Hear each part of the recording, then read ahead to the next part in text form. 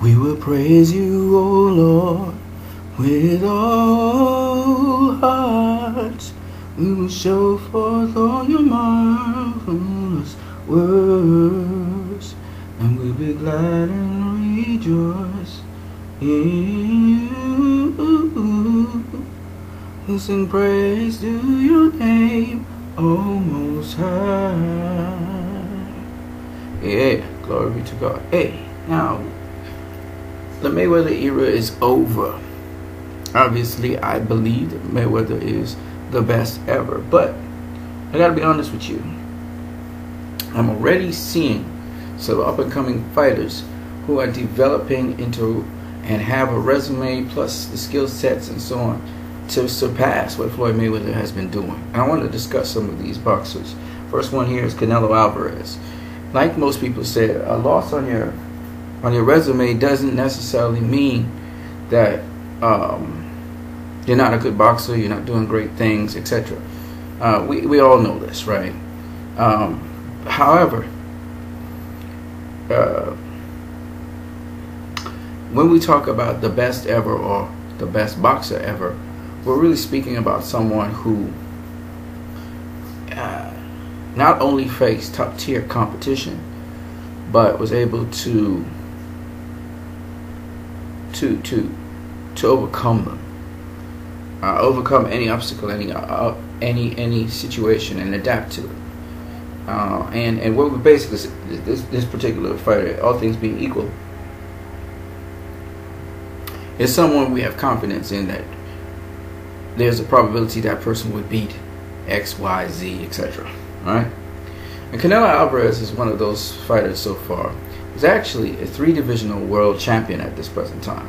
He's gone through 3 weight classes and faced, except for with super middleweight, where he really faced the WBA regular champion, not the real champion, which is the super champion, which was Callum Smith.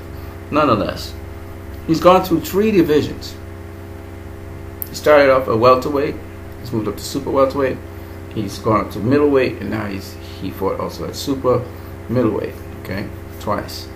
So Canelo has gone through 4 divisions, but he's been world champion in 3 divisions, and multiple times, by the way.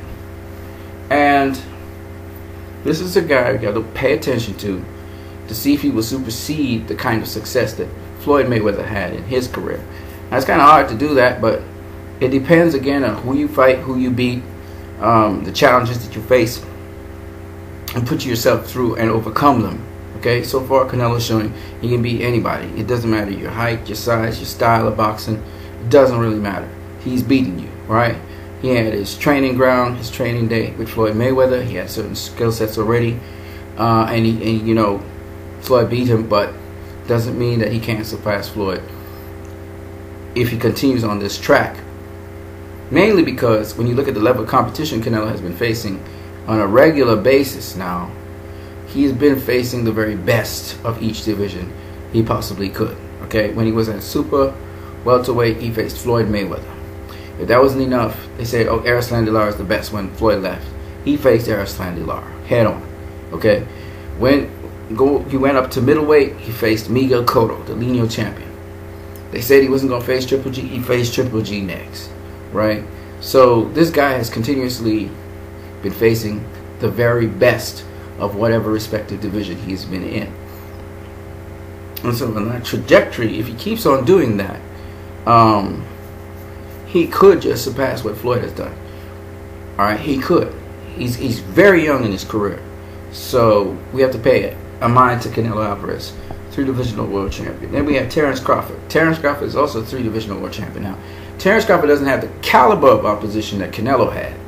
Okay, Canelo early in his career has the really high level caliber opposition. Terence Crawford, though, was the undisputed super lightweight world champion of the world. Okay, so he attained a certain degree of success. Now, the competition he's faced was good competition, but never really stellar competition. His best competition to date is Yuriorkis Gamboa, still. All right, to this day, he's going to face Amir Khan, but Amir Khan's been knocked out by just about everybody, so I don't know what will actually happen in that fight.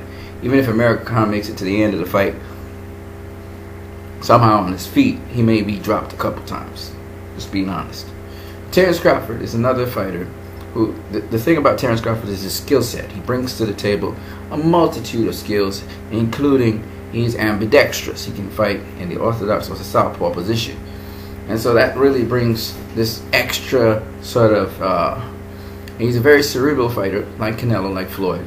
So, this is a guy with the potential, again, to do so much. And why I mentioned Terrence Crawford is because he, too, is a 3-divisional world champion.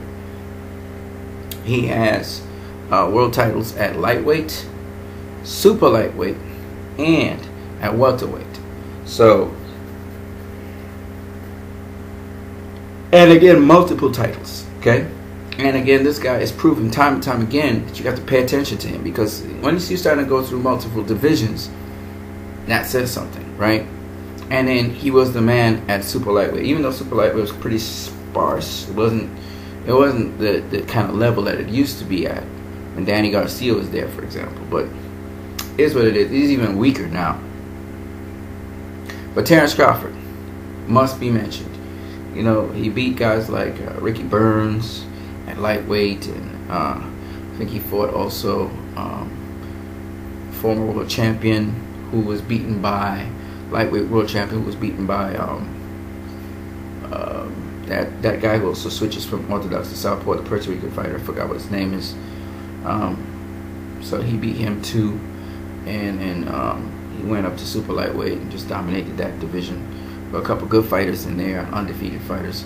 And then he went up to welterweight, took the title from Jeff Horn, and then proceeded to defend it. Right? This is going to be, I think, his second defense of his title. But still, the fact that he has won titles in multiple divisions, coming up from lightweight to welterweight now,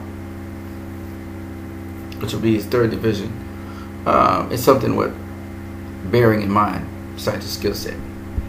And then, of course, we have Mikey Garcia. Mikey Garcia is a 4-divisional world champion. He came up from featherweight, 126-pounder, to all the way up to now he's gone up to welterweight.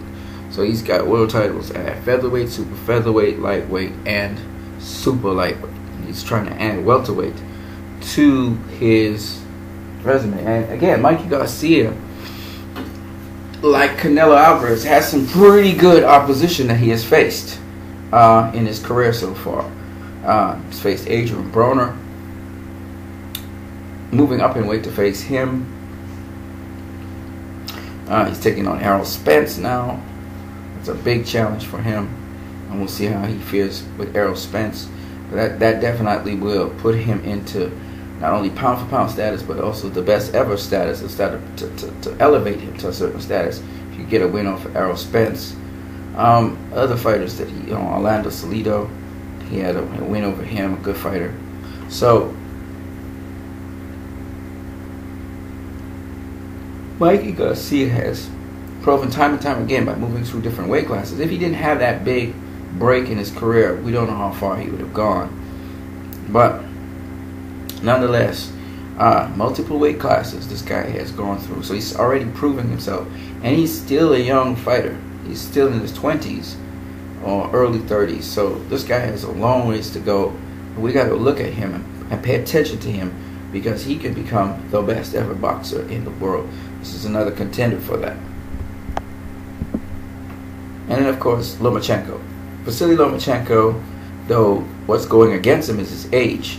He's pretty old as a boxer. And he's pretty much in the tail end of his career. So he's trying to get as much as he can get now, because he's aging rather quickly. So Vasily Lomachenko, who's already in his 30s, he's accomplished quite a lot. He is also a 3-divisional world champion.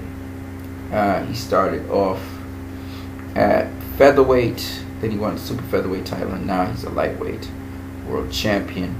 And he's looking to take on Anthony Corolla next. The level of competition he's faced, again, is not the greatest level of competition. Mikey Garcia is going to separate himself. Canelo Alvarez is going to separate himself.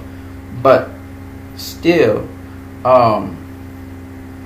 he has fought some pretty good competition. And stiff competition, considering he just came into the sport of boxing. He's about 15 fights in. He's fought some heavy competition for the amount of fights he has.